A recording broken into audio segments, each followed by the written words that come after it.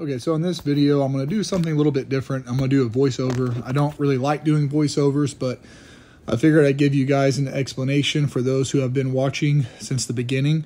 The reason why I didn't really post that many videos this week was because if you watched my last video from Sunday, I talked about how I wasn't feeling well. Well, I thought I just had allergies. Turns out I had sick.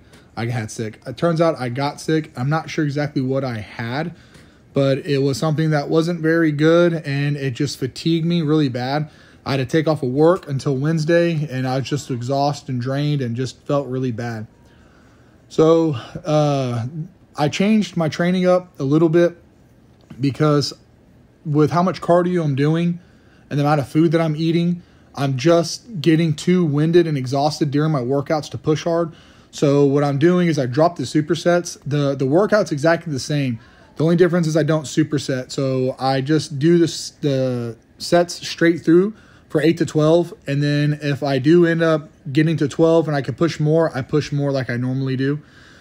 And that allows me to still keep my intensity up with my volume without supersetting back to back to back to back, because my second exercise followed by the first one on the superset, I was kind of sandbagging it and I wasn't really getting much out of it. So I was like, okay, until I'm done with this cut and I get to where I need to be, I can't superset. It's just too much volume at the moment, back to back.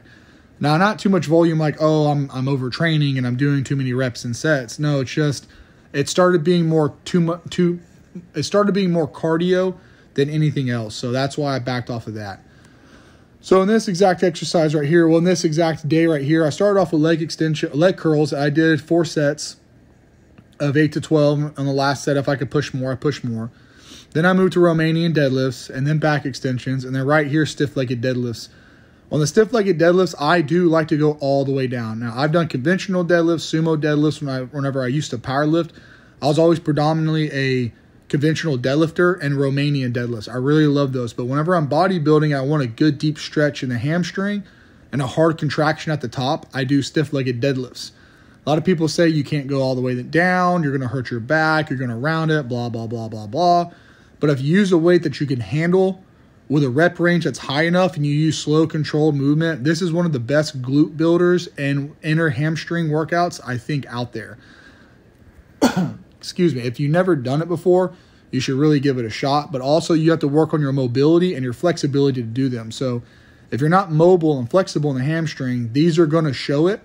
And they're going to allow you to realize I need to work on my flexibility, because you still should be able to stretch your muscle under load. Now, if you guys watch the videos from yesterday, you see the posing, and you can see that I'm coming in and I'm getting leaner. This is the last workout of week 10, and I do work out every muscle group twice a week, and I do 16 sets per muscle group, so that's 32 sets a week. Some people would say that's overtraining, that's too much reps, that's too many sets. You're not going to recover from that, blah, blah, blah, blah, blah. If I was pushing heavy loads like I was whenever I was powerlifting, I would agree. But I'm not. It's bodybuilding. You can't sit there and tell me that you could do the Stairmaster for an hour a day, 7 days a week, and your quads aren't going to fatigue. But you can't do more than 10 sets of bicep curls because now your bicep can't do nothing else the rest of the week. You cannot use your bicep at all whatsoever. You cannot use your bicep, because if you do, it's not going to grow. I just don't feed into that, and I don't believe it. Now, you believe what you want, and you find out what works for your body. But for me personally, I just don't think that's the case for me. Also, you notice that my stomach's coming in. I am starting to lose a lot of weight in my stomach. Finally, that seems to be the last place that my body wants to take it from. But my abdominal is starting to finally shrink up. I do have a long way to go before I get to where I actually want to be with my physique. But that's where I'm going to spend the rest of the year, actually taking my body fat down and seeing where my muscle mass is at.